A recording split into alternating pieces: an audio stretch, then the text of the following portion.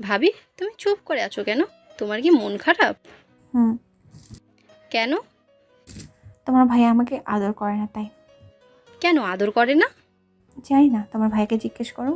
ইশরাত এবার আমার দিকে তাকালো, চোখ রাঙিয়ে ধমক দিয়ে বলল, ভাইয়া, তুমি ভাবিকে আদর করো না কেন? তোমার ভাবি পচা, দেখতে একদম পেতনির মতো। কে বলেছে পচা? তুমি মনে হয় চোখে দেখো না। ভাবি দেখতে অনেক সুন্দর, একদম পরীর মতো।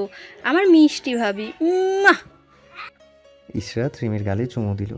রিমি ইশরাতকে জড়িয়ে ধরে কানে কানে কি যেন বলল। তারপর ইশরাত আর রিমি দুজনেই খিলখিল করে হেসে উঠল। একটু আগে ইশরাত আমার দলে ছিল, কিন্তু এখন সে রিমির দলে ভিড়ে গেছে। রিমি ইশরাতকে যা শিখিয়ে দিচ্ছে সে তাই বলছে, আমাকে উদ্ভট উদ্ভট সব কথা বলে খ্যাপাচ্ছে। আমি একলা ওদের দুজনের সাথে পেরে উঠছি না। আমি একটা কথা বললে ওরা 10টা কথা বলে। এভাবে ঝগড়া করতে করতে আমরা ঘুমিয়ে গেলাম। পরের দিন সকাল, ভোরে রিমি আমাকে ডাক দিল। আধ ঘন্টা আগে ফজরের আজান দিয়েছে। আমি ঘুম ঘুম চোখে রিমির দিকে তাকালাম। রিমি কোমরে হাত দিয়ে দাঁড়িয়ে আছে। আমি বিরক্ত হয়ে বললাম, কি হয়েছে? তাড়াতাড়ি ওঠ। কেন? প্রকৃতিকে উপভোগ করতে যাব। কি বললি? আরে গাধা, ঘুরতে যাব, তাড়াতাড়ি ওঠ তো। মাথা খারাপ নাকি? এত সকালে কেউ ঘুরতে যায়? কেউ না গেলেও আমি যাই, চল তাড়াতাড়ি। বলে রিমি আমাকে জোর করে বিছানা থেকে উঠালো। তারপর টানতে টানতে বাড়ির বাইরে নিয়ে এলো। ইশরাত তখন বেঘোরে ঘুমাচ্ছে। আশেপাশের বাড়ি থেকে মোরগের ডাক ভেসে আসছে। আমি গায়ে শাল জড়িয়ে রিমির সাথে হাঁটতে লাগলাম। বাইরে কুয়াশার কারণে কিচ্ছু দেখা যাচ্ছে না। পাশাপাশি ঠান্ডাও পড়েছে অনেক। শহরাঞ্চলে ঠান্ডার প্রকোপ না থাকলেও গ্রামাঞ্চলে ভালোই ঠান্ডা। ঠান্ডায় রীতিমতো আমার হাত পা কাঁপছে। কিন্তু রিমি দিব্যি আছে। মেয়েটার জান আসলেই শক্ত। তবে একটা কথা সত্যি, গ্রামাঞ্চলে সকল গ্রামাঞ্চলে সকালের পরিবেশটা অনেক সুন্দর, এক কথায় মনোমুগ্ধকর। প্রথম প্রথম খারাপ লাগলেও এখন বেশ ভালো লাগছে। রিমিকে মনে মনে একটা ধন্যবাদ দিলাম।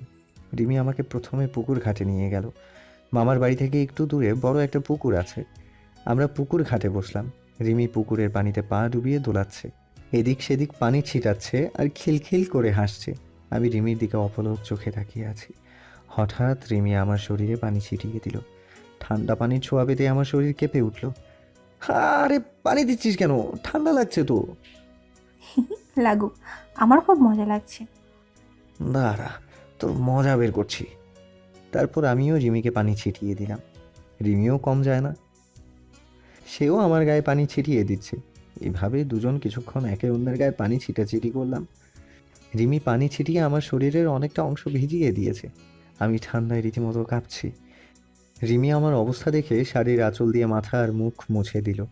তারপর রিমি আমাকে জুতা খুলে হাতে নিতে বলল। আমি অবাক হয়ে বললাম, জুতা খুলবো কেন? আমরা এখন খালি পায়ে হাঁট। সকালবেলা খালি পায়ে হাঁটার মজাই আলাদা। মাথা খারাপ নাকি? খালি পায়ে হাঁটলে ঠান্ডা লেগে যাবে। কিচ্ছু হবে না, আমি আছি তো। রিমির জোড়াজুড়িতে জুতা খুলে হাতে নিলাম। তারপর আমি আর রিমি খালি পায়ে শিশির ভেজা ঘাসের ওপর দিয়ে হাঁটতে লাগলাম।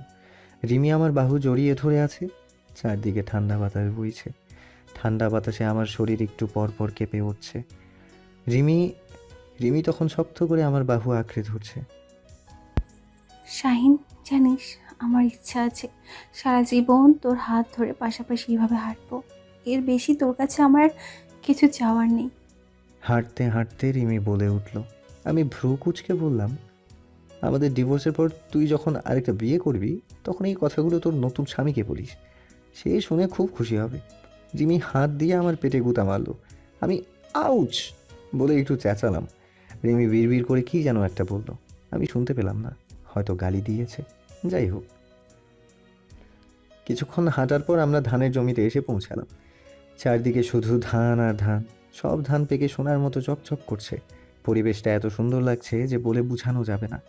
রিমি খুশিতে গদগদ হয়ে বলল, শাহিন, জানিস, সকালবেলা গ্রামের এই পরিবেশটা আমার খুব ভালো লাগে। সকালের স্নিগ্ধ বাতাস, পাখির কিচিরমিচির ডাক, শিশির ভেজা ঘাস, এক কথায় মনোমুগ্ধ করে। হ্যাঁ, তুই যখন ভালো লাগে তাহলে সিঙ্গাপুরে যাওয়ার বায়না ধরেছিলি কেন? তোর জন্য। সিঙ্গাপুর নাকি তোর খুব প্রিয়, তাই ভাবলাম তোকে নিয়ে সিঙ্গাপুর ঘুরতে যাব, কিন্তু তুই গেলি না। তোর সাথে কেন যাব? আফিফাকে বিয়ে করে তাকে নিয়ে হানিমুনে সিঙ্গাপুরে যাব। খালি আমার কথা শুনে রিমির হাসি মুখটা আধারে ঢেকে গেল। হয়তো আমার কথা শুনে কষ্ট পেয়েছে, কিন্তু রিমি আমাকে তার কষ্ট বুঝতে দিল না। হাসতে হাসতে ধানের জমিতে আইল দিয়ে হাঁটতে লাগলো। আমিও তার পিছে পিছে হাঁটতে লাগলাম। হঠাৎ রিমি পা পিছলে ধানের জমির একপাশে একটা খাদে পড়ে গেল। খালে বেশি পানি নেই, কিন্তু কাদা দিয়ে ভর্তি। রিমি খালে পড়ে গিয়ে ছোট বাচ্চাদের মতো ভ্যাঁ ভ্যাঁ করে কান্না জুড়ে দিল। আমার খুব হাসি পেল তখন। আমি রিমির এমন বিপত্তিকর অবস্থা দেখেও জোরে জোরে হাসতে লাগলাম। ছোটবেলার কথা মনে পড়ে গেল। এদিকে আমার হাসি দেখে রিমি তেলে বেগুনে জ্বলে উঠল, চিৎকার করে বলল, কুত্তা, আমি পড়ে গেছি আর তুই হাসছিস? তাড়াতাড়ি আমাকে ওঠা। এখন কেমন লাগে? ঘোরার শখ মিটেছে? আমার কথা শুনে রিমি রাগে লুক নিয়ে তাকালো। আমি আর কিছু বললাম না। কোনো মতে হাসি থামিয়ে রিমিকে উঠানোর জন্য হাত বাড়ালাম। অমনি রিমি আমার হাত ধরে হ্যাঁচকা টান মারল। আমি তাল সামলাতে না পেরে কাদার মধ্যে রিমির ওপর পড়ে গেলাম। রিমি আমাকে কাদার মধ্যে চেপে ধরে শক্ত করে জড়িয়ে ধরল। আমার আর রিমির শরীর কাদা আর পানিতে মাখামাখি হয়ে গেল। আমি রিমিকে কি বলবো ভেবে পাচ্ছি না। পেতনিটার সব সময় খালি দুষ্টমি করা। আমি রাগে গজগজ করে বললাম, এমনটা কেন করলি? এখন কেমন লাগে? আমাকে নিয়ে মজা করার শখ মিটেছে? বলে রিমি বিজয়ের হাসি দিল। প্রতিশোধ নিতে পেরে বড্ড খুশি সে। আমিও কম না। রিমিকে কাদার মধ্যে চেপে ধরলাম। রিমি নিজেকে ছাড়িয়ে আমার উপর চড়ে বসলো। এভাবে রিমি আর আমি একে অন্যের সাথে কিছুক্ষণ ধস্তাধস্তি করলাম। কাদা পানিতে গড়াগড়ি করলাম। একে অন্যকে কাদা ছুড়াছুড়ি করলাম। কাদা দিয়ে আমাদের শরীর একেবারে ভূতের মতন হয়ে গেছে। কাউকেই চেনা যাচ্ছে না। আমরা মারামারি থামিয়ে দুজনই হাঁপাচ্ছি। একে অন্যের দিকে চোখ পড়তেই খিলখিল করে হেসে উঠলাম। রিমি আরও বেশি। সে হাসতে হাসতে কাদার মধ্যে লুটিয়ে পড়ছে। সত্যি বলতে এই মুহূর্তে আমার ছোটবেলার কথা মনে পড়ে গেল। ছোটবেলায় রিমি আর আমি কাদা দেখলে ঠিক এভাবেই গড়াগড়ি করতাম। সেই পুরনো দিনগুলো আবার আমার চোখে ভেসে উঠল। আমি হাসি থামিয়ে রিমিকে রাগানোর জন্য বললাম, তোকে এখন সত্যি সত্যি পেতনি লাগছে। পেতনি না, শাকচুন্নি লাগছে। আর তোকে যে পাথরের মতো লাগছে সেটা কি বলবে? একদম সত্যিকারের পাথর, শুধু লেজটাই নেই। কি বললি? আমি বাঁদর? হুম, লেজ কাটা বাদর। দাঁড়া, দেখাচ্ছি মজা। তারপর আবার শুরু হয়ে গেল মারামারি। আরও আরও কিছুক্ষণ মারামারি করার পর আমরা বাড়ির পথে হাঁটা ধরলাম। সূর্য উঠবে উঠবে ভাব। পূর্ব আকাশে লাল আভা ছড়িয়ে পড়েছে। আমি রিমি জবুথবু হয়ে ঠান্ডায় কাঁপতে কাঁপতে বাড়ি এসে পৌঁছালাম। ততক্ষণে সূর্য মামা তার নিজ আলো চারদিকে ছড়িয়ে দিয়েছে। বাড়িতে আসার পর প্রথমে মামা মামি আমাদের দেখে চিনতে পারেনি। চেনার পর সে কি হাসি! হাসতে হাসতে জ্ঞান হারাবার মতো অবস্থা। আসার পথে যারা যারা আমাদের দেখেছে সবাই হেসেছে। অবশ্য হাসারই কথা, এমনভাবে কাউকে দেখলে আমি নিজেও হাসতাম। যাই হোক, এভাবে জোকারের মতো না থেকে তাড়াতাড়ি ফ্রেশ হলাম। 3 দিন পর মামার বাড়িতে আসার আজ আমাদের 3 দিন হলো। এই 3 দিনে আমি রিমির সাথে খুব ভালো ব্যবহার করেছি। রিমি যা বলে আমি তাই করেছি। বিশেষ করে সবার সামনে এমন ভাব দেখাই যেন রিমিকে ছাড়া আমি এক মুহূর্তও থাকতে পারি না। রিমির জন্য আমি পাগল। আমার এমন কাণ্ড কারখানা দেখে গতকাল সকালে মামি তো বলেই ফেললো, শাহিন, তুমি এত বউ পাগল কেন? আমি মামির কথার জবাব দিইনি। আমার উদ্দেশ্য একটাই, রিমির থেকে ডিভোর্স নেওয়া। তার জন্য আমাকে যা করতে হবে তাই করব আমি। এদিকে ভালো ব্যবহার করেছি দেখে রিমি আরও আশকারা পেয়ে গেছে। সব সময় আমার কাছাকাছি আসার চেষ্টা করে। সবার সামনে রিমিকে কিছু না বললেও একা পেলে অনেক খারাপ খারাপ কথা বলি, গালি পর্যন্ত দিই। বেহায়া একটা মেয়ে। আমি গ্রামে এসেছি শুনে গতকাল এক দুঃসম্পর্কের ভাবি এসেছিল। রিমির আর আমার মধ্যে মারাত্মক ভালোবাসা দেখে ভাবির মন খারাপ। সে রিমিকে আড়ালে নিয়ে গিয়ে ফিসফিস করে বলল, রিমি, তুই শাহিনকে জাদু করেছো নাকি?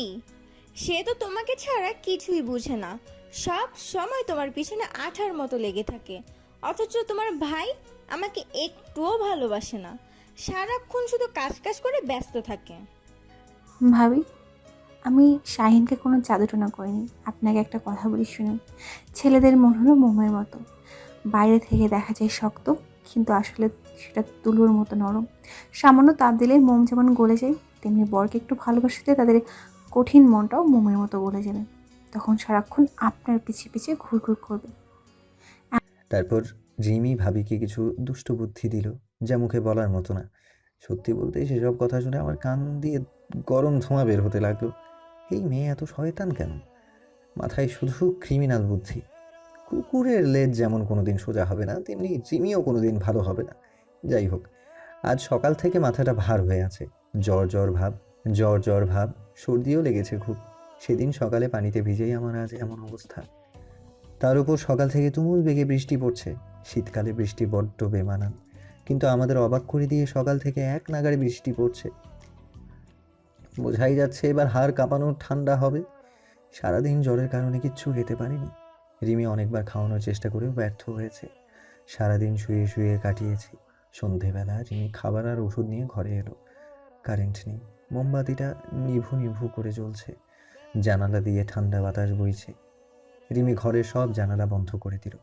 বৃষ্টি এখনো থামেনি, একটু পরপর বিদ্যুৎ চমকাচ্ছে। রিমি এক লোকমা খাবার আমার মুখের সামনে ধরে হাঁ করতে বলল। আমি নাক মুখ কুঁচকে বললাম, খেতে ইচ্ছে করছে না। এমন করলে তো আরো অসুস্থ পড়বি, সারাদিন ধরে না খেয়ে আছিস। খেতে ইচ্ছে না করলে খাবো কিভাবে? জোর করে খেতে হবে না, না খেলে ওষুধ খাবি কি করে? খাবো না, আমি এমনি ঠিক হয়ে যাব। চুপচাপ খাবি নাকি অন্য ব্যবস্থা করবো? আমাকে রাগাবি না বলে দিলাম। আমি সব সহ্য করতে পারবো, কিন্তু তোর কষ্ট সহ্য করতে পারবো না। রিমির ভয়ে আমি চুপচাপ কয়েক লোকমা খাবার খেলাম। তারপর রিমি আমাকে ওষুধ খাইয়ে দিয়ে শুইয়ে দিল। আমি লেপের নিচে গুটিসুটি মেরে শুয়ে পড়লাম। ওষুধ খেয়ে জ্বর আরও তীব্রভাবে জেঁকে বসলো। কাঁপুনি দিয়ে জ্বর এলো। লেপের তলেও আমি থরথর করে কাঁপতে লাগলাম। আমার এমন অবস্থা দেখে রিমি অস্থির হয়ে যায়। চিন্তায় রিমির কপালে ভাঁজ পড়ে গেল। সমানে আল্লাহ আল্লাহ করছে আর দোয়া পড়ে বুকে ফু দিচ্ছে। এর মাঝে আবার তেল গরম করে নিয়ে এসেছে। তারপর আমার হাত পায়ে তেল মালিশ করে শরীর গরম করার চেষ্টা করছে। একটু পর আমার কাঁপুনি কমে, কিন্তু জ্বর এখনও আছে। রিমি এবার লেপের নিচে ঢুকে শক্ত করে আমাকে জড়িয়ে ধরে। কানের কাছে মুখ এনে ফিস ফিস করে বলে, ঠান্ডা করছে? "হুম।" আমাকে জড়িয়ে ধর, তাহলে আর ঠান্ডা করবে না। আমি রিমিকে জড়িয়ে ধরে তার বুকে মুখ লুকাই। খুব শান্তি লাগে আমার। রিমি আমার কপালে আলতো করে চুমু দেয়। তারপর মাথায় হাত বুলিয়ে গুনগুন করে গান গাইতে থাকে। একটু পর আমার মনে হলো জ্বর কিছুটা কমেছে। আমি মাথা তুলে রিমির দিকে তাকালাম। সত্যি বলতে রিমিকে এখন এত সুন্দর লাগছে যে ভাষায় প্রকাশ করা যাবে না। মনে হচ্ছে আমার দেখা সবচেয়ে সুন্দর নারী হচ্ছে রিমি। জানি না হঠাৎ আমার কি হলো, আমি নিজেকে আয়ত্তে রাখতে পারছি না। রিমির ঠোঁটে আচমকা কিস করে বসি। রিমি বিস্মিত চোখে আমার দিকে তাকায়। লজ্জায় মাথা নিচু করে ফেলে সে। অনেকদিন পর রিমিকে লজ্জা পেতে দেখলাম। আমি রিমির ঠোঁটে আরেকবার আলতো করে কিস করি। রিমি আরও লজ্জা পায়, লজ্জায় আমার দিকে তাকাতে পর্যন্ত পারে না। আমি রিমির থুতনিতে হাত দিয়ে মুখটা উঁচু করে ধরি। রিমি চোখ বন্ধ করে আছে। নিঃশ্বাসের গতি বেড়ে গেছে তার। জোরে জোরে নিঃশ্বাস নিচ্ছে আর তার বুক নিঃশ্বাসের তালে ওঠানামা করছে। আমারও একই অবস্থা। আমার সারা শরীর কেঁপে ওঠে। আমার ডাকে এবার রিমিও সাড়া দেয়। সে আমার চুল শক্ত করে আঁকড়ে ধরে আমার ঠোঁট জোড়া চুষতে থাকে। মাঝে মাঝে কুটকুট করে ঠোঁটে মৃদুভাবে কামড় দেয়। আমিও কম যাই না। রিমির ঠোঁটে জোরে কামড় বসিয়ে দিই। রিমি ব্যথা পেয়ে হালকা চিৎকার দেয়। এভাবে কিছুক্ষণ চলার পর আমি রিমির ঠোঁট সরে আমি রিমির চোখের দিকে তাকাই। রিমির চোখে পানি, দুফোঁটা জল গড়িয়ে পড়ল চোখ বেয়ে। এটা সুখের পানি। এই দিনটার জন্য আমি এতদিন অপেক্ষায় ছিলাম। আল্লাহর কাছে অনেক প্রার্থনা করেছি দিনটার জন্য। বলেই রিমি আমার কপালে গভীর চুমু দেয়। তারপর আমাকে শক্ত করে জড়িয়ে ধরে, নিজেকে আমার কাছে পুরোপুরিভাবে সঁপে দেয়। রিমি ফিস ফিস করে বলে, মোমবাতিটা নিভিয়ে দে, আমার খুব লজ্জা লাগছে। না থাক, আমি তোকে দেখব। ইস, লজ্জায় আমি মরে যাব তাহলে। বলে রিমি ফু দিয়ে পাশে থাকা মোমবাতিটা নিভিয়ে দেয়। পুরো ঘর অন্ধকারে ছেয়ে যায়।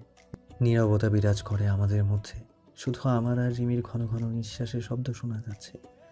রিমির গরম নিঃশ্বাস আমার মুখে এসে পড়ে গেল। মাঝে মাঝে বিদ্যুৎ চমকানোর আলোয় রিমির ফর্সা নমনীয় মসৃণ শরীর চকচক করে উঠছে।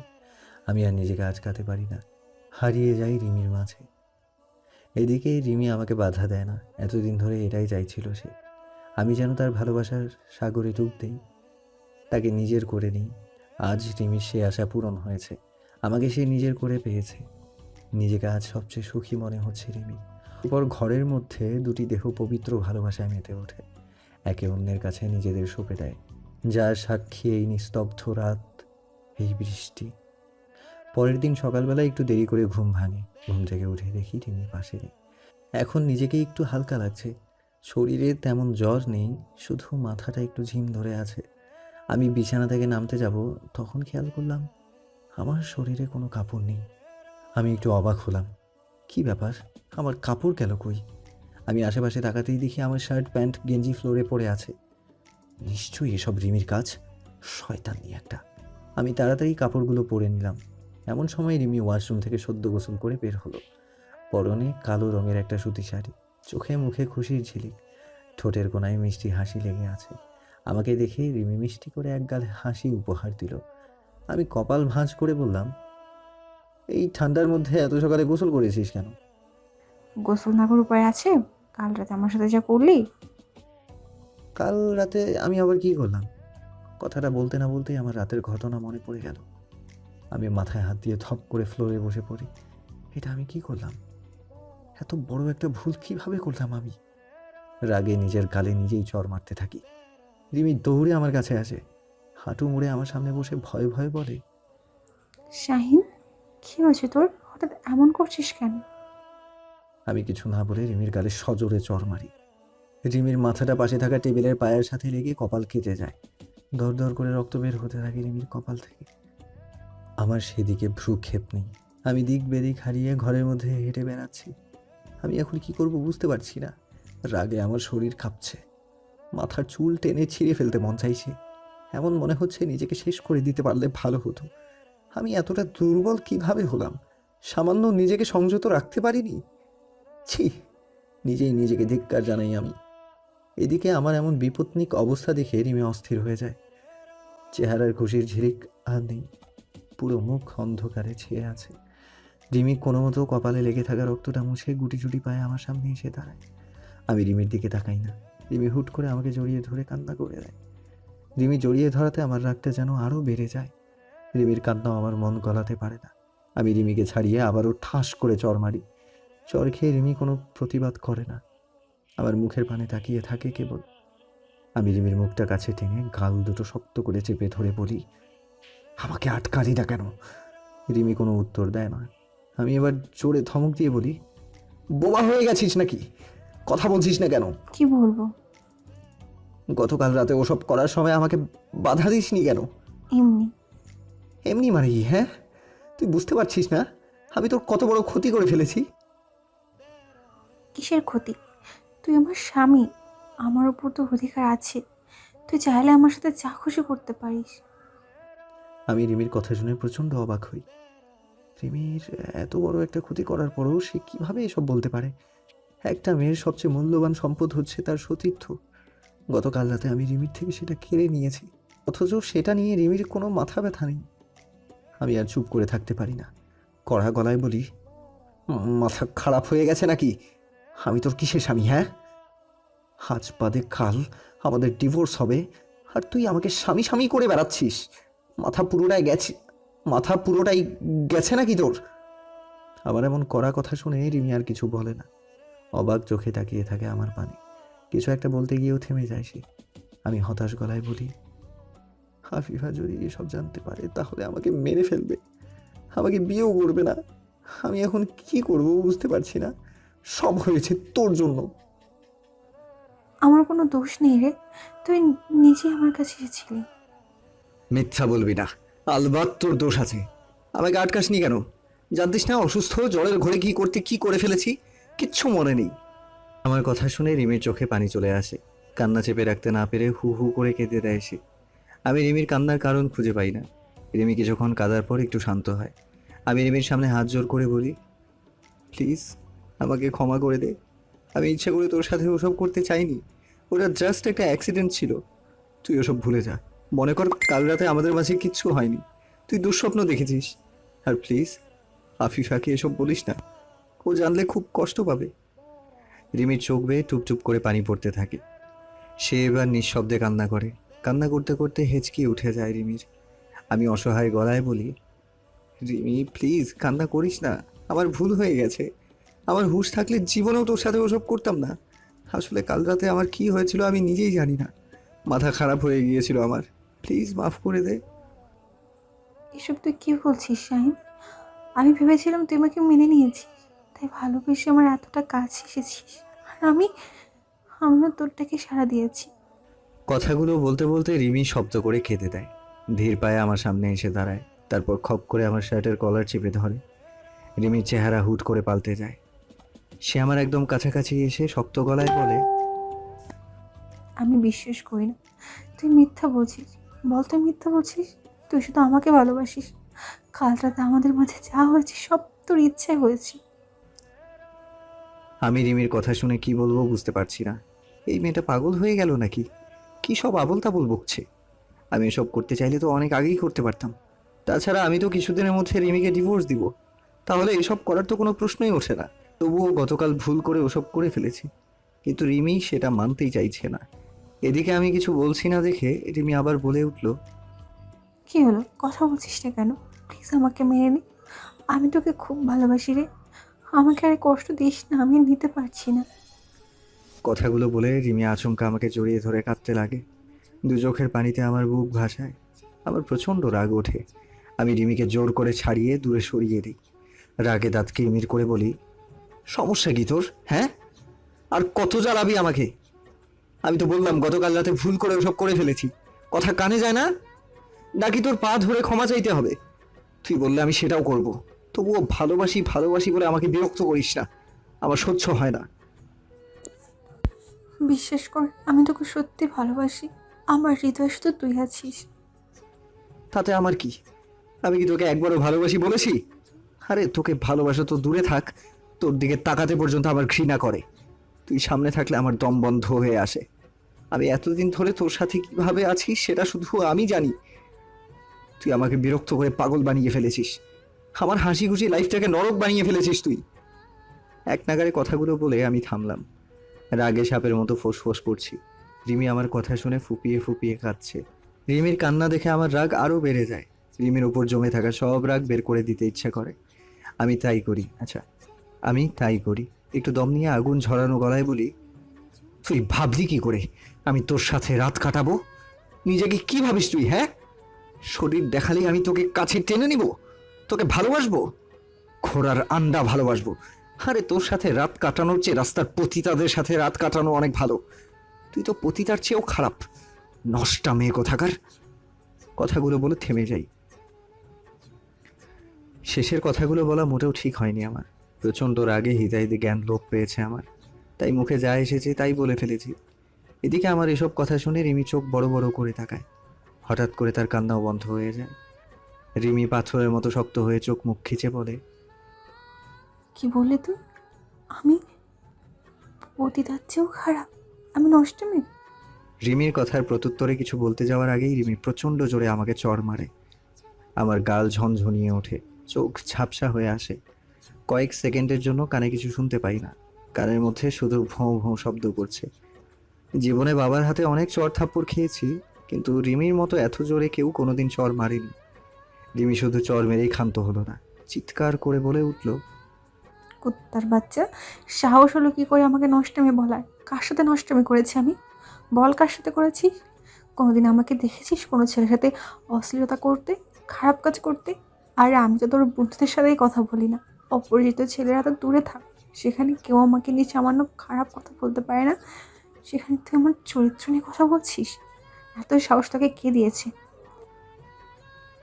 এক নিঃশ্বাসে কথাগুলো বলতে বলতে রিমি আমাকে ধাক্কা মারতে থাকে। আমি ধপ করে বিছানায় বসে পড়ি। রিমি আমার সামনে পিলারের মতো শক্ত হয়ে দাঁড়ায়। আমি অবাক হয়ে রিমির দিকে তাকাই। রিমি রাগে সাপের মতো হিস হিস করছে। সাপ যেভাবে ফনা তুলে শিকারের দিকে তাকিয়ে থাকে, রিমিও ঠিক সেভাবে আমার দিকে তাকিয়ে আছে। জোরে জোরে শ্বাস নিচ্ছে সে। শ্বাস নেওয়ার ফলে রিমির সরু নাকের পাটি ফুলে যাচ্ছে। সারা মুখ রক্তবর্ণ ধারণ করেছে। ভয়ঙ্কর এক রাগী চেহারা। মনে হচ্ছে এক্ষুনি দাবানল থেকে আগুন বেরিয়ে আসবে। আমি আগে কখনো রিমিকে এভাবে রাখতে দেখিনি। আমার চুপ থাকা দেখে রিমি আরও রেগে যায়। সে আগের চেয়ে কয়েক গুণ বেশি জোরে চিৎকার দিয়ে বলে, কথা বলছিস না কেন? তোকে ভালোবাসি বলে আমাকে যা ইচ্ছে বলবি নাকি? সেই অধিকার তোকে কে দিয়েছে? আমি নাকি পতিতার চেয়েও খারাপ? এই কথা দ্বারা কি বোঝাতে চাচ্ছিস তুই? আমি প্রতি রাতে হাজারটা ছেলের সাথে বিছানায় শুই? ছি, তোর মন মানসিকতা এত নিচু! এসব ক্রুচিপূর্ণ কথা বলতে তোর মুখে বাঁধলো না? তুই আমাকে ভালোবাসিস না ঠিক আছে, কিন্তু আমার চরিত্রে দাগ লাগাবি না। আমি তোর চোখে কি এতটাই খারাপ? ভেবেছিলাম তুই আমাকে একটু হলেও সম্মান করিস, কিন্তু আজ বুঝলাম আমার স্থানটা তোর কাছে ঠিক কোথায়। এক নাগাড়ে কথাগুলো বলে রিমি কাঁদতে থাকে। আবার ভীষণ মায়া হয়, কষ্ট লাগে খুব। রিমিকে কথাগুলো না বললেও পারতাম। রিমি চোখের পানি মুছে গলা খাকারি দিয়ে আবার বলতে থাকে। আমি নষ্টমী হলে তুই কি? তোর চরিত্র কি খুব ভালো? আরে তুই তো একটা কাপুরুষ। শোন, যে ঘরে বউ রেখে বাইরে মেয়ের সাথে ফষ্টি নষ্টি করে বেড়ায়, তার অন্যের চরিত্র নিয়ে কথা বলা সাজে না। এসব যদি বাড়ির লোকজন জানে তাহলে তোর মুখে থুতু দিবে। তাই আগে নিজের চরিত্র ঠিক কর। আরেকটা কথা, তোর জায়গায় যদি অন্য কেউ এসব কথা বলতো, তাহলে আমি এতক্ষণে তাকে খুন করে ফেলতাম। শুধু তোকে ভালোবাসি বলে তোর সব বাজে কথা মুখ বুজে সহ্য করলাম। আমার জায়গায় অন্য কোনো মেয়ে হলে তোর মুখে ঝাঁটার বাড়ি মারতো। আর হ্যাঁ, তুই আমাকে বউ হিসেবে মান বা না মান, শরীয়ত অনুযায়ী আমি তোর বউ, তাই বউকে সম্মান দিতে শেখ। রিমির কথা শুনে আমার মাথা আপনা আপনি নিচু হয়ে যায়। খুব লজ্জা পাই আমি। রিমির প্রত্যেকটা কথা আমার কলিজায় এসে আঘাত করে। আমি কি উত্তর দেব ভেবে পাই না। তবে মনে মনে সিদ্ধান্ত নিয়ে ফেলি, এখানে আর এক মুহূর্ত থাকবো না। আমি কিছুক্ষণ ঝিম মেরে বসে থাকার পর কাপড় গুছাতে থাকি। তারপর গোছানো কাপড়গুলো ব্যাগে ঢুকাই। আমার ব্যাগে কাপড় ঢুকানো দেখে রিমি একটু ধাতস্থ হলো। কান্না থামিয়ে অবাক গলায় বলল, ব্যাগে কাপড় ঢোকাচ্ছিস কেন? আমি চলে যাচ্ছি, এখানে থাকা আমার পক্ষে আর সম্ভব না। বলে ব্যাগ কাঁধে নিয়ে যেই না পা বাড়াতে যাব, অমনি রিমি দৌড়ে এসে আমাকে জড়িয়ে ধরে। রিমি আবার কাঁদতে থাকে। তার চোখ বেয়ে অঝোর ধারায় পানি গড়িয়ে পড়ে। করুণ গলায় বলে, প্লিজ তুই যাস না। আমি সব কিছুর জন্য ক্ষমা চাইছি। সব দোষ আমার। তুই আমাকে যা খুশি বল, আমি কিচ্ছু করবো না। আমি তোর গায়ে হাত তুলেছি তাই না? ঠিক আছে, তুই আমাকে মার, যত খুশি মার, তবুও যাস না। তুই গেলে মামা মামি সন্দেহ করবে, ভাববে আমাদের মধ্যে কোনো ঝামেলা হয়েছে। আর তারা যদি সবটা জেনে যায় তাহলে খুব কষ্ট পাবে। আমি রিমিকে নিজের থেকে ছাড়িয়ে দূরে সরিয়ে দিলাম। রিমি এখনো কাঁদছে। রাগী গলায় বললাম, জানলে জানুক, আজ হোক কাল হোক, একদিন না একদিন তো জানবেই। তার চেয়ে ভালো সবাই আজকেই জেনে যাক। আর তাছাড়া আমিও এভাবে লোক দেখানো অভিনয় করতে পারবো না। বিরক্ত হয়ে গেছি আমি। এভাবে চলতে থাকলে আবার হয়তো তোর সাথে উল্টাপাল্টা কিছু করে ফেলবো। তার চেয়ে বরং আমি চলে যাই। তোর যতদিন ইচ্ছা এখানে থাক। কথাগুলো বলে আমি আর এক সেকেন্ডও তাড়ালাম না। দরজা খুলে বাইরে বের হতে যাব, তখনই চমকে উঠলাম। দেখি ঘরের বাইরে বাবা মামি সহ পুরো পরিবার দাঁড়িয়ে আছে। সবাইকে দেখে আমি বাকরুদ্ধ হয়ে গেলাম। মামা মামি আমার দিকে তীক্ষ্ণ দৃষ্টিতে তাকিয়ে আছে। আমি কিছু বলার আগেই মামি ধমক দিয়ে বলল, এসব কি শাহিন?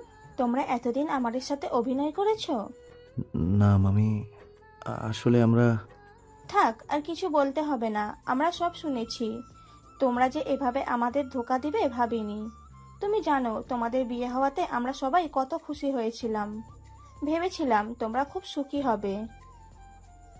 একসাথে কি সুন্দর মানায় তোমাদের, অথচ বিয়ের 1 মাস না পেরোতেই তোমরা ডিভোর্স চাইছো। ভাবলাম সবাই যেহেতু জেনেই গেছে, তাহলে আর ভনিতা করে লাভ নেই। আজ একটা ফয়সালা হয়েই যাক। নিজেকে স্বাভাবিক করে বললাম, সেটার কারণ আছে মামি। রিমির সাথে আমার বিয়ে হওয়াতে তোমরা সবাই খুশি হলেও আমি খুশি হইনি। কারণ আমি আফিফাকে ভালোবাসি, তাকেই বিয়ে করতে চাই। তাহলে রিমির কি হবে? সেও তো তোমাকে ভালোবাসে। তার ভালোবাসার কি কোনো মূল্য নেই? তুমি এই কয়দিন আমাদের সাথে আর রিমির সাথে ভালোবাসার অভিনয় করলেও রিমি কিন্তু তোমার সাথে অভিনয় করেনি। সে সত্যিই তোমাকে ভালোবাসে। আর সেটা আমরা এই কয়দিনে বেশ ভালোভাবেই বুঝতে পেরেছি। তাতে আমার কিছু যায় আসে না। আমার শুধু আফিফাকে চাই। তুমি কিন্তু ভুল করছো শাহিন। এখনো সময় আছে, রিমিকে মেনে নাও, না হলে পরে পস্তাতে হবে।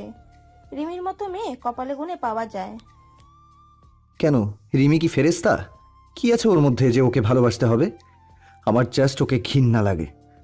আর প্লিজ তোমরা আমাকে এইসব সস্তা উপদেশ দিও না। আমি ভালো করেই জানি আমাকে কি করতে হবে। আমার কথা শুনে মামি আর কিচ্ছু বলল না। তিনি মুখ কালো করে দাঁড়িয়ে রইল। হয়তো আমার কথায় কষ্ট পেয়েছে। আমি আরও কিছু বলতে যাব, তার আগেই মামা আমার সামনে এসে দাঁড়ালো।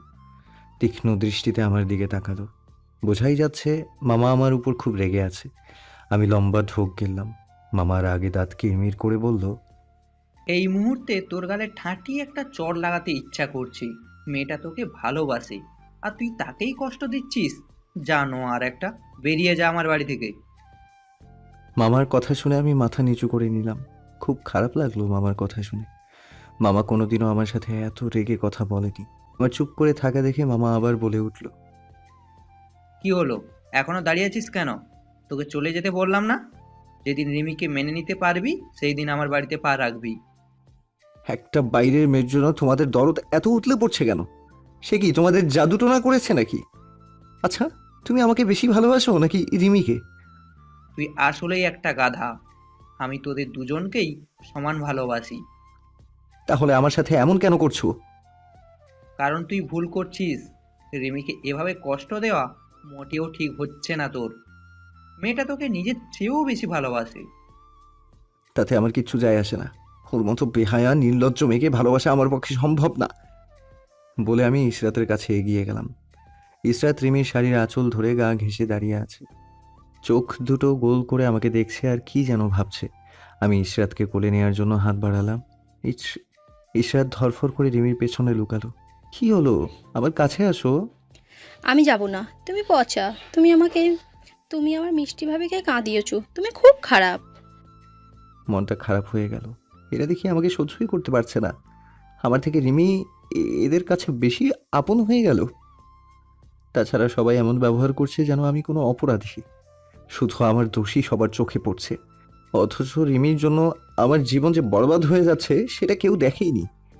আমি মাথা নিচু করে অপরাধীর মতো সকলের সামনে দিয়ে চলে এলাম। আসার সময় রিমির দিকে একবার আর চোখে তাকিয়েছিলাম। মেয়েটা ফুপিয়ে ফুপিয়ে কাঁদছে। নিচের ঠোঁট কামড়ে ধরে কান্না চেপে রাখার চেষ্টা করেও পারছে না। কান্নার ফলে রিমির সারা শরীর থেমে থেমে কেঁপে উঠছে। আমি মামাদের বাড়ি থেকে বের হয়ে রাস্তা দিয়ে হাঁটছি। হঠাৎ মনে হলো পেছন থেকে কেউ দৌড়ে আমার কাছে আসছে। আমি তড়িঘড়ি করে পিছনে তাকালাম। ভেবেছিলাম রিমি হবে, কিন্তু না, দেখি মামার বড় মেয়ে ঈশিতা। আমি থমকে দাঁড়াই। ঈশিতা আমার সামনে এসে কয়েক সেকেন্ড জোরে জোরে শ্বাস ফেলে জিরিয়ে নিল। তারপর ঘোর লাগা দৃষ্টিতে চেয়ে রইল আমার দিকে। আমি ভ্রু কুঁচকে বললাম, কিছু বলবি? আমার তাড়া আছে, দেরি হলে বাস পাবো না। ঈশিতা কিছু না বলে ঠাস করে আমার গালে চড় মারল। আমি হতভম্ব হয়ে গেলাম। কিংকর্তব্য বিমূঢ় হয়ে গালে হাত দিয়ে ঈশিতার দিকে তাকিয়ে রইলাম কিছু সময়। রাগে আমার শরীর ফেটে যাচ্ছে। এই মেয়ের সাহস কি করে হলো আমাকে চড় মারার? আমি রাগে কাঁপতে কাঁপতে বললাম, তোর এত সাহস, তুই আমাকে চড় মারিস? একটা কথাও বলবি না তুই। আমার ভাবতে ঘৃণা করছে আমি তোর মতো একটা ছেলেকে ভালোবাসতাম। একটু আগে ঘরের বাইরে থেকে তোর সব কথা শুনেছি। নিজের বইয়ের সম্পর্কে এত বাজে বাজে কথা বলতে তোর মুখে আটকায়নি? তুই কি মানুষ? তাতে তোর কি? আমি কি তোকে ওসব কথা বলেছি? তোর এত মাথা ব্যথা কিসের? কারণ রিমি তোকে পাগলের মতো ভালোবাসে, কিন্তু বিনিময়ে সে শুধু কষ্টই পেয়ে যাচ্ছে। রিমির কষ্ট আমার সহ্য হয় না। আমিও তো একটা মেয়ে, আমি জানি ভালোবাসার মানুষকে কাছে না পেলে বুকের ভিতর কেমন করে। এসব সিনেমাটিক ডায়লগ মারা বাদ দিয়ে নিজের চরকায় তেল দে। আমার ব্যাপারে নাক গলাতে আসবি না। তুই এত খারাপ আমার জানা ছিল না। এত বড় একটা অন্যায় করেও তোর মুখ জোর করতে লজ্জা লাগে না তোর? তুই আসলে একটা কাপুরুষ। দূর হ আমার সামনে থেকে। ঈশিতার কথা শুনে আমি কিছুক্ষণ তার দিকে চেয়ে রইলাম। মনে মনে ভাবছি কি বলবো, কিন্তু কিছু ভেবে পেলাম না। মনে হচ্ছে আমি বোবা হয়ে গেছি। ঈশিতার এক একটা কথা আমার গালে জুতোর বাড়ির মতো লেগেছে। লজ্জায় আর তার দিকে তাকাতে পারছি না। আমি গোমড়া মুখে আবার হাঁটতে লাগলাম। আমার এখানে আসাটাই উচিত হয়নি। আমার সব রাগ গিয়ে পড়ল রিমির উপর। পেতনিটার জন্যই আমি এখানে আসলাম আর সবার কাছে অপমানিত হলাম। মনে মনে বললাম, শুধু ডিভোর্সটা হয়ে যাক, তারপর সব হিসেব সুদে আসলে উসুল করব। তাছাড়া আমি একটা জিনিস বুঝি না, সবাই রিমির এত ভক্ত কেন? এমন মনে হয় রিমি বড় কোনো সেলিব্রিটি। সে যতই দোষ করুক সবাই তার পক্ষেই থাকবে। আর আমার কথা কি বলবো? পরিবারে আমার কোনো গুরুত্বই নেই। আমি মনে মনে এসব ভেবে হাঁটছি। পেছন থেকে ঈশিতা চিৎকার করে বলল, আমি তোকে অভিশাপ দিচ্ছি। রিমিকে আজ যেভাবে কাঁদাচ্ছিস, একদিন তোকেও সেভাবে কাঁদতে হবে। আমি ঈশিতার কথা শুনে না চাইতেও হেসে দিলাম। রিমির জন্য নাকি আমি কাঁদবো? এর চেয়ে মজার কোনো কথা হতে পারে নাকি? আমি কিছুক্ষণ এক নাগাড়ে হাসলাম। তারপর হাঁটতে হাঁটতে স্টেশনে এসে পৌঁছালাম। টিকিট কেটে বাসে চড়লাম। কিছুক্ষণ পরেই বাস ছাড়বে। হঠাৎ বাসের দরজার দিকে চোখ গেল আমার। দেখি রিমি বাসে উঠেছে। আমি টাসকি খেলাম। এই মেয়ে দেখি আমার পিছে পিছে চলে এসেছে। রিমি বাসে উঠে এদিক সেদিক তাকিয়ে কাকে যেন খুঁজছে, নিশ্চয়ই আমাকে। আমার ধারণাই সত্য হলো। রিমির চোখ আমার দিকে পড়তেই স্বস্তির নিঃশ্বাস ফেলল সে। ধীর পায়ে আমার কাছে এগিয়ে এলো। আমি রিমির দিকে তাকালাম। রিমির কাজল কালো চোখ দুটো লাল হয়ে আছে, সেই সাথে চোখ দুটো হালকা ফুলে গেছে। চোখের কোণে জলের দাগ শুকিয়ে গেছে। গোলাপের কলির মতো প্রাণবন্ত মুখটা একদম ফ্যাকাশে হয়ে গেছে। বোঝাই যাচ্ছে অনেকক্ষণ কেঁদেছে মেয়েটা।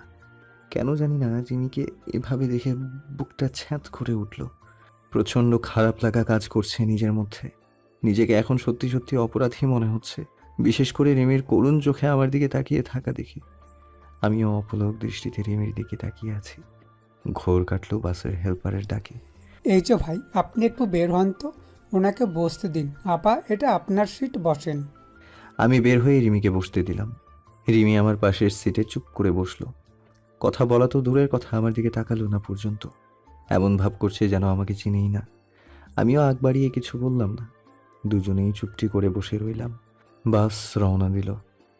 জানালা দিয়ে আসা বাতাসে রিমির বাঁধনহারা চুলগুলো উড়ে এসে আমার মুখের উপর পড়ছে। আমি প্রথমে একটু বিরক্ত হলেও রিমির চুলের ঘ্রাণ ক্রমশ আমাকে মাতাল করে তুলছিল। আমি চোখ বন্ধ করে রিমির চুলের মাতাল করা ঘ্রাণ নিতে থাকলাম। রিমি সেটা টের পেয়ে চুলগুলো কানের পিছে গুজে দিল।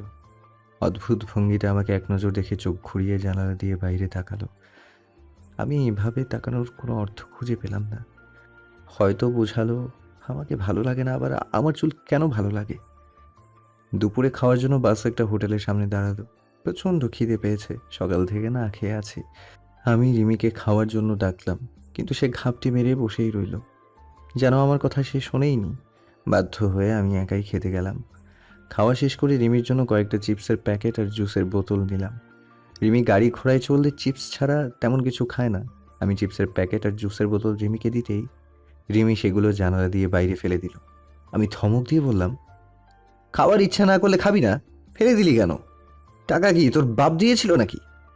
রিমি আমার দিকে রাগি লুক নিয়ে তাকালো।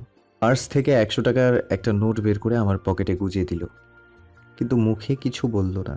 বাহ বাহ, রাগ তো দেখি ভালোই করেছে। অবশ্য রাগ করাটাই স্বাভাবিক, এত কিছু হওয়ার পর রাগ করাটা জায়েজ। রিমি চুপ করে আছে দেখে আমিও আর কিছু না বলে সিটে হেলান দিয়ে ঘুমানোর চেষ্টা করলাম। কখন যে ঘুমিয়ে পড়েছি টের পাইনি। যখন ঘুম ভাঙে তখন দেখি আমরা পৌঁছে গেছি। আমি চোখ কচলে পাশে তাকাতেই দেখি রিমির কাঁধে মাথা দিয়ে শুয়ে আছে, আর রিমি আমার দিকে একভাবে চেয়ে আছে। আমার চোখ রিমির দিকে পড়তেই রিমি দৃষ্টি সরিয়ে নিল। আমি রিমির কাঁধে থেকে মাথা তুলে নিজেকে স্বাভাবিক করলাম। তারপর দুজনে বাস থেকে নামলাম। একটা রিক্সা নিয়ে বাড়ি ফিরলাম। বাড়ি ফিরতেই মা বাবার নানান রকম প্রশ্ন শুরু হয়ে গেল। আমরা কেন এত তাড়াতাড়ি বাড়ি ফিরে এলাম, রিমিকে এমন দেখাচ্ছে কেন, তোদের ঝগড়া হয়েছে নাকি, এরূপ আরও অনেক প্রশ্ন করল। আমি কোনো উত্তর দিলাম না। রিমি শুধু বলল ভালো লাগছিল না তাই চলে এসেছি, ব্যাস এটুকুই। আর কোনো কথা হলো না। তবে মা বাবা এবং ছোট মা ছোট আব্বু ঠিকই বুঝতে পেরেছে আমার আর রিমির মধ্যে কিছু একটা তো হয়েছে। রাতেও রিমি কিছু খেলো না, না খেয়ে চুপচাপ শুয়ে রইল। আমি অবশ্য ইতোমধ্যে রিমিকে বেশ কয়েকবার খাওয়ার জন্য ডেকেছি, কিন্তু সে পাত্তা দেয়নি। ভাবখানা এমন, সারা জীবন না খেয়ে থাকবে সে। রিমি না খাওয়াতে আমি কিছু খেতে পারলাম না। কেন জানি না আমার গলা দিয়ে খাবার নাম ছিল না। একটা অনুশোচনা কাজ করছিল নিজের মধ্যে। আমিও না খেয়েই শুয়ে পড়লাম। সকালবেলা ঘুম থেকে উঠে দেখি রিমি পাশে নেই। আমি ফ্রেশ হয়ে ড্রয়িং রুমে এলাম। রিমি খাবার টেবিলে খাবার সাজাচ্ছে। আমার দিকে আর চোখে তাকালো সে। আমি কিছু না বলে বাড়ি থেকে বেরিয়ে এলাম। তারপর আমার বন্ধু আশিককে নিয়ে তার চাচার কাছে গেলাম। যেভাবেই হোক আজ রিমি থেকে ডিভোর্স নিতে হবে, না হলে পরে অনেক দেরি হয়ে যাবে। কারণ দিন দিন আমার আর রিমির সম্পর্ক ক্রমশ জটিল হয়ে পড়ছে। এভাবে চলতে থাকলে পরে আর কিছুই করার থাকবে না।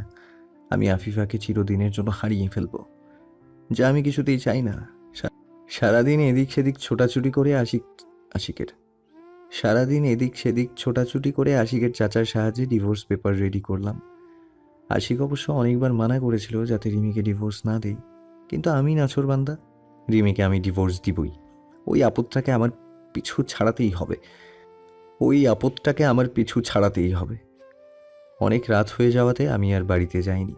আশিকের বাড়িতে যাওয়ার জন্য সিদ্ধান্ত নিলাম। মাঝরাতে ফোনের শব্দে ঘুম ভেঙে গেল। ডিসপ্লে ভেঙে যাওয়াতে কে ফোন করেছে বোঝা যাচ্ছে না। কোনো মতে ফোনটা রিসিভ করে কানে ধরতেই রিমির কণ্ঠ শুনতে পেলাম। আমি কিছু না বলে ফোন কেটে বন্ধ করে রাখলাম। যা কথা হবে কাল সামনাসামনি দাঁড়িয়ে। পরের দিন সকালবেলা ডিভোর্স পেপার হাতে নিয়ে বাড়ি আসলাম। কলিং বেল বাজানোর আগেই রিমি দরজা খুলে দিল। আমি অবাক হলাম। রিমি কি আমার অপেক্ষায় দরজার কাছেই ছিল নাকি? ভেবেছিলাম রিমি আমার সাথে কথা বলবে না, কিন্তু সে এবার মুখ খুলল।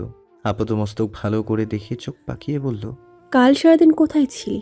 আমার ফোন রিসিভ করিসনি কেন? তুই নিজেকে কি ভাবিস বলতো? আমাকে এত কষ্ট দেওয়ার পরও তোর মন ভরে না? আমি রিমির কথার প্রত্যুত্তরে কিচ্ছু বললাম না। চুপ করে তাকে দেখতে থাকি।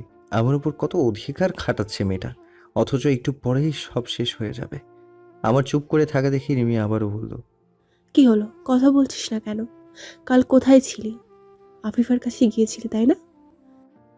ঘরে আয়, তোর সাথে জরুরি কথা আছে বলে আমি ঘরে এলাম। আমার পিছে পিছে রিমিও এলো।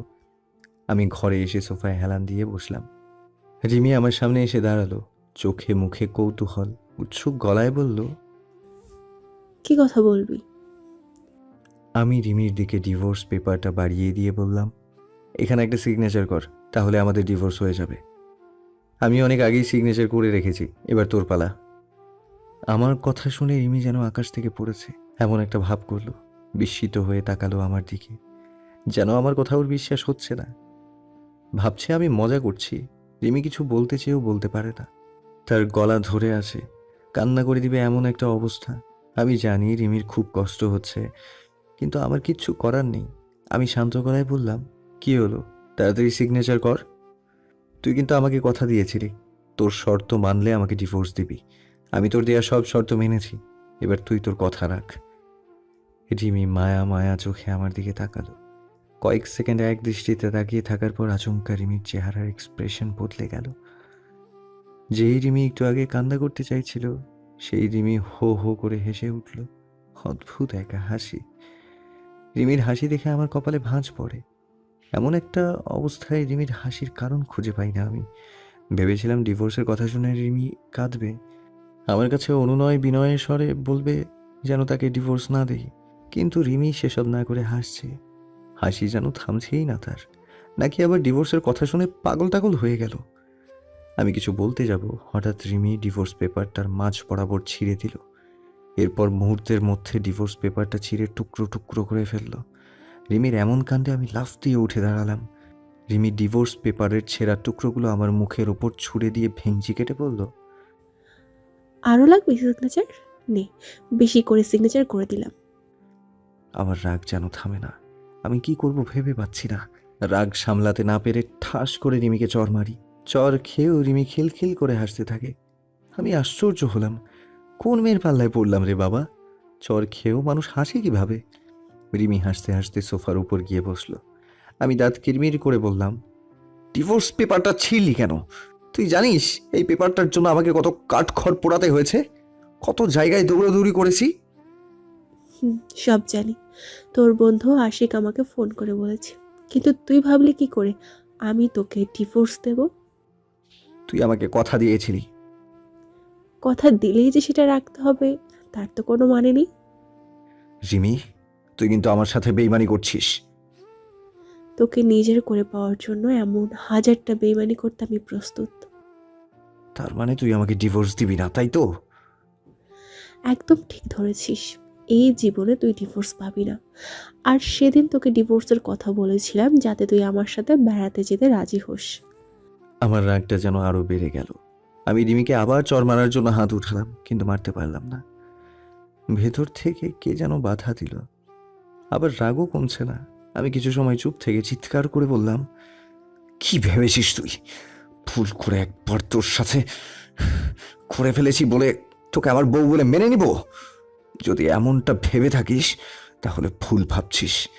তুই সারা জীবন তপস্যা করলেও তোকে বউ বলে মানবো না। মানতে তোকে হবে, আজ হোক বা কাল। বলে রিমি আমার সামনে এসে দাঁড়ালো। আমার চোখে চোখ রেখে শীতল গলায় বলল, তুই জানিস আল্লাহ আমাকে কি দিয়ে সৃষ্টি করেছে? তোর বাঁ পাঁজরের হাড় দিয়ে। আর বাঁ পাঁজরের হাড় কিন্তু পাকা। তুই আমাকে এই ভালোই ভালোই বউ হিসেবে মেনে না নিলে আমাকেও কিন্তু বাঁকা হতে হবে। হুমকি দিচ্ছিস? হুমকি না, জাস্ট সাবধান করে দিলাম। তোকে যে আমি কি বলবো ভেবে পাচ্ছি না। তুই এমন কেন? জোর করেই ভালোবাসা আদায় করবি নাকি? দরকার হলে তাই করব। আমি ভালোবাসার কাঙাল। তোর ভালোবাসা পাওয়ার জন্য আমি সব করতে প্রস্তুত। আমি মরে গেলেও তোকে ভালোবাসবো না। বলে আমি রাগে হনহন করে ঘর থেকে বেরিয়ে এলাম। পেছন থেকে রিমি চিৎকার করে বলল, শুধু ভালোবাসবি না, আমাকে পাওয়ার জন্য পাগলামি করবি। আমি রিমির কথা গায়ে মাখলাম না। পাগলের কথা শুনতে নেই। আমি বাড়ি থেকে বেরিয়ে সোজা আফিফার অফিসে এলাম। 5 দিন ধরে আফিফাকে দেখি না, কথাও হয় না। আসলে এই কয়দিন রিমির জন্য আফিফার সাথে যোগাযোগ করতে পারিনি। আফিফা নিশ্চয়ই আমার উপর রেগে আছে। আমি অফিসে ঢুকে ক্যান্টিনে বসলাম। পিয়নের দ্বারা অনেক আগেই আফিফার কাছে খবর পাঠিয়েছি। ওকে দেখার জন্য মনটা আকুপাকু করছে। কিছুক্ষণ পর আফিফা ক্যান্টিনে ঢুকলো। আমি দূর থেকেই বুঝতে পারলাম আফিফা অনেক রেগে আছে। রাগে ফুঁসতে ফুঁসতে আমার সামনে এসে দাঁড়ালো। টেবিলে জোরে চাপড় মেরে রাগে কটমট করে বলল, বউয়ের সাথে রোমান্স করে মন ভরেনি, আমার কাছে এসেছো কেন? রিমির সাথে ঝগড়া করে মন মেজাজ এমনিতেই খারাপ। রেগে আছে খুব। এখন আবার আফিফার এসব কথা শুনে রাগটা আরও বেড়ে যাচ্ছে। আমি কোনো মতে নিজেকে সামলে বললাম, চুপ করে এখানে বসো, আমার মন মেজাজ ভালো নেই। কেন ভালো নেই? রিমির আদর সোহাগ করেনি বুঝি? চুপ করবে তুমি? আমি আছি আমার জ্বালায়, আর তুমি আউল ফাউল পেঁচাল পেরে যাচ্ছ। আর একটা বাজে কথা বলে চট দিয়ে দাঁত ফেলে দেব। হ্যাঁ, মারো না। এটাই তো শুধু বাকি রেখেছো, নিজের বউকে নিয়ে ঘুরতে যাবে, রোমান্স করবে, আর আমি কিছু বললেই দোষ। তুমি জানো এই কয়দিন আমি কিভাবে কাটিয়েছি? দিনের মধ্যে 1000 বার তোমাকে ফোন দিয়েছি, কিন্তু তুমি ধরোনি। আসলে তুমি আমাকে ভালোবাসো না। ভালোবাসলে কখনোই আমাকে এড়িয়ে চলতে না। তুমি রিমিকে পেয়ে আমাকে ভুলে গেছো। এত রাগারাগি না করে আগে এখানে বসো, আমি সব বলছি। আফিফা চেয়ার টেনে আমার সামনে বসলো। আমি ওকে এতদিন আমার সাথে কি কি হয়েছে সব খুলে বললাম। তবে রিমির সাথে যে আমার শারীরিক সম্পর্ক হয়েছে সেটা বললাম না। আফিফা এটা জানতে পারলে আমাকে কাঁচা চিবিয়ে খাবে। আমার সব কথা শুনে আফিফা কিছুক্ষণ চুপ করে রইল। তারপর বিরস গলায় বলল, তাহলে রিমি তোমাকে ডিভোর্স দিবে না, তাই তো? রিমি তো সেটাই বলেছে, মরে গেলেও নাকি আমাকে ডিভোর্স দেবে না। আমি কি রিমির সাথে একবার কথা বলে দেখব? হয়তো আমার কথা রিমি শুনবে। দরকার নেই, রিমি উল্টো তোমার সাথে খারাপ ব্যবহার করবে। জানোই তো ও তোমাকে দেখতে পারে না। তাহলে এখন কি করব? তুমি কোনো চিন্তা করো না, আমি একটা না একটা ব্যবস্থা করবই। বলে একটা দীর্ঘশ্বাস ছাড়লাম। মুখে ব্যবস্থা করব বললেও সত্যি সত্যি ব্যবস্থা করতে পারবো কিনা জানি না। মাথায় রাজ্যের চিন্তা, সামনের দিনগুলোতে কি হবে আল্লাহ জানে। অজান্তেই আমার চোখ দুটো ঝাপসা হয়ে আসে। আফিফার কথায় ঘোর কাটলো আমার। চলো বাহির থেকে ঘুরে আসি, তোমার মন ভালো হয়ে যাবে। তোমার অফিস? রাখো তোমার অফিস, আগে আমার জানুটার মন ভালো করি, তারপর অন্য কিছু। ঠিক আছে চলো। তারপর আমি আর আফিফা ঘুরতে বের হলাম। সারাদিন এদিক সেদিক ঘোরাঘুরি করে সিনেমা দেখে রাতে বাড়ি ফিরলাম। কলিং বেল বাজতেই রিমি দরজা খুলে দিল। চোখ গরম করে রাগী গলায় বলল, এতক্ষণে বাড়ি ফেরার সময় হলো? সে কখন থেকে খাবার নিয়ে বসে আছি। বসে থাকতে কে বলেছে? আমি বাইরে থেকে খেয়ে এসেছি। রিমি আর কিচ্ছু বলল না, মুখ ভার করে দাঁড়িয়ে রইল। আমি ঘরে এসে শুয়ে পড়লাম। কিছুক্ষণ পর রিমিও এসে শুয়ে পড়ল, তবে বিছানাতে নয়, আমার বুকের ওপরে। আমি বিরক্ত হয়ে বললাম, সর এখান থেকে, ঘুমাতে দে। রিমি না সরে আমার বুকের সাথে আরো চেপে থাকলো। আমার গালে আলতো করে চুমু দিয়ে নরম গলায় বলল, সারাদিন কই ছিলি? আফিফার সাথে। আজ আমরা অনেক ঘোরাঘুরি করেছি, সিনেমা দেখেছি, রোম্যান্স করেছি। সিনেমা হলে ঢুকে আফিফাকে মিনিমাম 100টা কিস করেছি। কি ফিলিংস! আফিফার কাছে না গিয়ে দুদণ্ড আমার কাছে থাকা যায় না? তোর কাছে থাকলে আমার দম বন্ধ হয়ে আসে। রিমি কিছুক্ষণ চুপ থাকে, হাসি মুখটা চুপসে যায়। রিমি মুখটা আমার মুখের কাছাকাছি এনে বলে, তোকে একটা কথা বলবো? বল। আফিফা বেশি সুন্দর না আমি? অবশ্যই আফিফা বেশি সুন্দর, তুই ওর ধারের কাছেও নেই। কেন? আফিফার মাঝে এমন কি আছে যা আমার মাঝে নেই? অনেক কিছুই নেই। আফিফার তুলনা সে নিজেই ও সবার চেয়ে আলাদা। কেমন আলাদা? সর্দি লাগলে আফিফার নাক দিয়ে কি ঠান্ডা পড়ে না? নিয়ম করে কি ওর মেয়েলি অসুখ হয় না? খাওয়া বেশি হলে কি ওর পাতলা পায়খানা হয় না? আফিফা কি ঢাস ঢুস করে পাতে না? প্রত্যেকদিন সকালবেলা কি বদনা হাতে পায়খানা যায় না? সে কি হাগে না? তার গুয়ে কি গন্ধ নেই? নাকি আফিফা হাগলে তার পাছা দিয়ে সোনা পড়ে? রিমির এসব কথা শুনে আমি ফিক করে হেসে দিলাম। হাসতে হাসতে বিছানা থেকে গড়িয়ে পড়ার মতো অবস্থা। আমার হাসি যেন থামছেই না। কিছুক্ষণ হো হো করে হাসার পর আমি শান্ত হলাম। না, এত হাসাহাসি করা যাবে না, তাহলে রিমি আরও সাহস পেয়ে যাবে। আমি নিজেকে স্বাভাবিক করে রাগী লুক নিয়ে রিমির দিকে তাকালাম। কড়া গলায় বললাম, ছি রিমি, এসব খারাপ কথা শুধু তোর পক্ষেই বলা সম্ভব। তাহলে বলিস কেন আফিফা সবার থেকে আলাদা? তুই এমনভাবে আফিফার প্রশংসা করিস যেন সে স্বর্গ থেকে নেমে আসা পড়ি। যত সব। আমি রিমির কথার প্রত্যুত্তরে কিছু বলতে পারি না। আবার হাসতে শুরু করি। হাসতে হাসতে পেটে খিল ধরে গেছে, তবুও হাসি থামাতে পারছি না। এর মাঝে রিমি একটা কাণ্ড ঘটিয়ে বসে। সে আচমকা আমার ঠোঁটে কিস করে। আমি হাসি থামিয়ে রিমির দিকে তাকালাম। রিমি আমার দিকে গভীর দৃষ্টিতে চেয়ে আছে। আমি দাঁত কিরমির করে বললাম, এটা কি হলো? কিস করলি কেন? ইচ্ছে হলো তাই। জানিস তোর হাসিটা না খুব সুন্দর।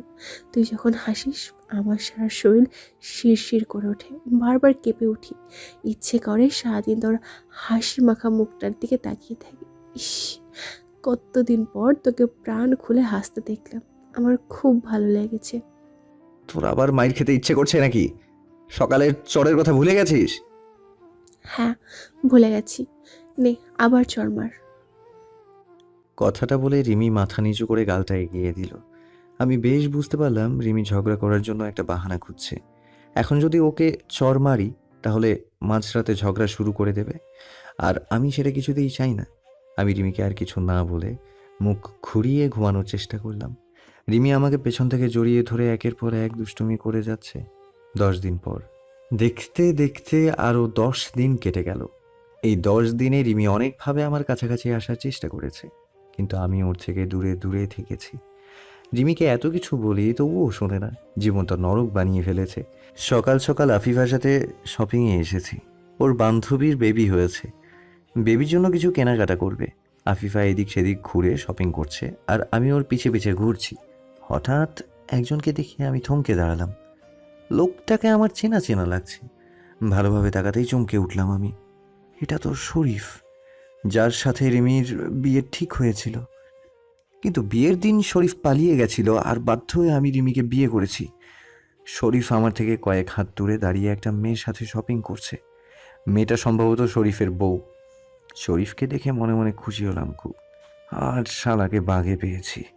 অনেক দিন ধরে ওকে খুঁজছি, ওর জন্যই আমার জীবনটা নষ্ট হয়ে গেছে। সেদিন যদি শরীফ না পালাতো তাহলে রিমির সাথে আমার বিয়ে হতো না। আমি শরীফের দিকে তাকালাম। আমার জীবনটা জাহান্নাম বানিয়ে বউকে নিয়ে কত সুখে আছে হারামিটা। আজ ওকে ছাড়ছি না, উচিত একটা শিক্ষা দিব। আমি এসব ভাবছিলাম, তখনই শরীফের সাথে আমার চোখাচোখি হলো। আমাকে দেখেই শরীফ চোখ বড় বড় করে তাকালো, লম্বা ঢোক গিলল। দেখেই বোঝা যাচ্ছে আমাকে দেখে প্রচণ্ড ভয় পেয়েছে। বেচারা আমাকে হয়তো এখানে আশা করেনি। আমি শরীফের দিকে এগুতে যাব, হঠাৎ আফিফা ডাক দিল। একটু অন্যমনস্ক হতেই দেখলাম শরীফ ওর বউকে নিয়ে দ্রুত শপিং মল থেকে বেরিয়ে যাচ্ছে। আমি 7-5 না ভেবে শরীফের পিছু নিলাম। শরীফ আর ওর বউ একটা গলির মুখে ঢুকলো। আমি দৌড়ে গিয়ে শরীফের সামনে দাঁড়ালাম। ভেবেছিলাম শরীফকে আচ্ছা মতো শায়েস্তা করব, কিন্তু শরীফ আমাকে যেসব কথা বলল সেসব শুনে রাগে কান দিয়ে ধোঁয়া বের হতে লাগলো। আমি রিমিকে যতটা খারাপ ভাবতাম, রিমি তার চেয়েও 1000 গুণ বেশি খারাপ। শরীফ আমাকে দেখে চমকে উঠল, ভয়ে থরথর করে কাঁপতে লাগলো। বয়সে বড় হলে কি হবে, একেবারে ভিতর ডিম। আমাকে খুব ভয় পায়। আমি শরীফকে কিছু বলার সুযোগ দিলাম না, ওকে ধাক্কা দিয়ে দেয়ালের সাথে চেপে ধরলাম। শরীফের বউ ভয় পেয়ে চিৎকার করতে লাগলো। আমি চোখ পাকিয়ে বললাম, এই মেয়ে চুপ, চিৎকার চেঁচামেচি করলে এখানেই শেষ করে দেব। আমার কথা শুনে শরীফের বউ কাঁদতে লাগলো, ভয় পেয়েছে খুব। সে কাঁদতে কাঁদতে বলল, আপনি কে ভাইয়া? আমাদের সাথে এমন কেন করছেন? প্লিজ আমাদের যেতে দিন। আমি কে সেটা তোর স্বামী ভালো করেই জানে। তুই বেশি বকবক না করে চুপচাপ দাঁড়িয়ে থাক, তোর স্বামীর সাথে আমার পুরনো একটা হিসেব বাকি আছে বলে আমি শরীফের দিকে তাকালাম। শরীফ ভয়ে কাচুমাচু হয়ে দাঁড়িয়ে আছে, মুখটা ফাটা বেলুনের মতো চুপসে গেছে। আমি কিছু না ভেবেই ঠাস করে শরীফকে চড় মারলাম। শরীফ আবারও ঘাবড়ে গেল, কান্নামাখা গলায় বলল, শাহিন ভাই, আপনি আমাকে মারছেন কেন? আপনি যা চেয়েছিলেন সেটাই তো হয়েছে। আল্লাহর কসম করে বলছি আমি কাউকে কিচ্ছু বলিনি। প্লিজ আমাকে আর মারবেন না। হারামজাদা, তোর জন্য আমার জীবনটা নষ্ট হয়ে গেছে। তোকে মারবো না, তোকে চুমু খাবো।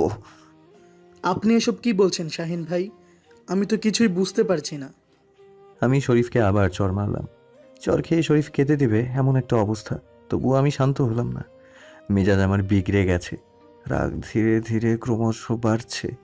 আমি শরীফের শার্টের গলার চেপে ধরে দাঁত কিরমির করে বললাম, বুঝেও না বোঝার ভান করছিস? সেদিন পালিয়েছিলি কেন? রিমিকে বিয়ে করার ইচ্ছা না থাকলে আমাদের একবার জানাতি। পালালি কেন? তোর জন্য আমাদের সব মান সম্মান ধুলায় মিশে গিয়েছিল। জানিস সেদিন কি হয়েছিল? তুই পালিয়ে যাওয়াতে আমাকে বাধ্য হয়ে রিমিকে বিয়ে করতে হয়েছে। আমার জীবনটা বরবাদ হয়ে গেছে। আপনার মাথা কি খারাপ হয়ে গেছে নাকি? তখন থেকে পাগলের মতো এসব কি বলে যাচ্ছেন? আমি পালাতে যাব কেন? আপনিই তো আমাকে কিডন্যাপ করিয়েছিলেন। শরীফের কথা শুনে হাজার ভোল্টের শক খেলাম। বলে কি এই লোক, আমি ওকে কিডন্যাপ করিয়েছিলাম? বুঝতে পারছি না, আমার মাথা খারাপ হয়ে গেছে নাকি শরীফ ভয় পেয়ে উল্টাপাল্টা বকছে। আমি তীক্ষ্ণ দৃষ্টিতে শরীফের দিকে তাকালাম, চোখ মুখ শক্ত করে কড়া গলায় বললাম, কি বললি তুই? আমি তোকে কিডন্যাপ করেছিলাম? তা নয় তো কি, সেদিন আপনাদের বাড়ি থেকে আসার সময় পথে আপনার বন্ধুরা আমাকে কিডন্যাপ করেছিল। কি ভেবেছেন আমি কিছু জানি না? আপনার বন্ধুরা আমাকে সব বলেছে। শরীফের কথা শুনে বিস্ময়ে আমার চোখ কপালে উঠে গেল। শরীফ কি বলছে কিছুই আমার মাথায় ঢুকছে না। আমি শরীফের শার্টের কলার আরো শক্ত করে চেপে ধরলাম, ওর মুখটা আমার মুখের কাছাকাছি এনে ধমক দিয়ে বললাম, আমার বন্ধুরা তোকে কিডন্যাপ করবে কেন? কারণ আপনি চাইতেন না আমার আর রিমির বিয়ে হোক। আমি এবার আরো অবাক হলাম, চোখ বড় বড় করে শরীফের দিকে তাকিয়ে রইলাম কিছুক্ষণ। রাগে গজ গজ করে বললাম, কি বললি? আমি চাইতাম না তোর আর রিমির বিয়ে হোক? আবার চর খাওয়ার ইচ্ছে হয়েছে নাকি? আরে আমি নিজে বিয়ের এত সব আয়োজন করলাম, আর তুই বলছিস আমি নাকি তোর আর রিমির বিয়ে হোক সেটা চাইতাম না? মাথার সব স্ক্রু ঢিলা হয়ে গেছে নাকি? আমার মাথা ঠিকই আছে, আপনার মাথা খারাপ হয়ে গেছে। আপনি বিয়ের এত সব আয়োজন নিজের জন্য করেছিলেন। আপনার বন্ধুরা আমাকে সব বলেছে। কি বলেছে আমার বন্ধুরা? বলেছে আপনি রিমিকে ভালোবাসেন, লুকিয়ে রিমিকে বিয়েও করেছেন এবং রিমির পেটে আপনার বাচ্চা। কিন্তু আপনি ভয়ে পরিবারকে জানাতে পারেননি। এর মাঝে রিমির সাথে আমার বিয়ে ঠিক হয়। আপনি বিয়ে ভাঙার অনেক চেষ্টা করেন, কিন্তু বিয়ে ভাঙতে পারেননি। তারপর আপনি প্ল্যান করে আপনার বন্ধুদের দ্বারা আমাকে কিডন্যাপ করেন।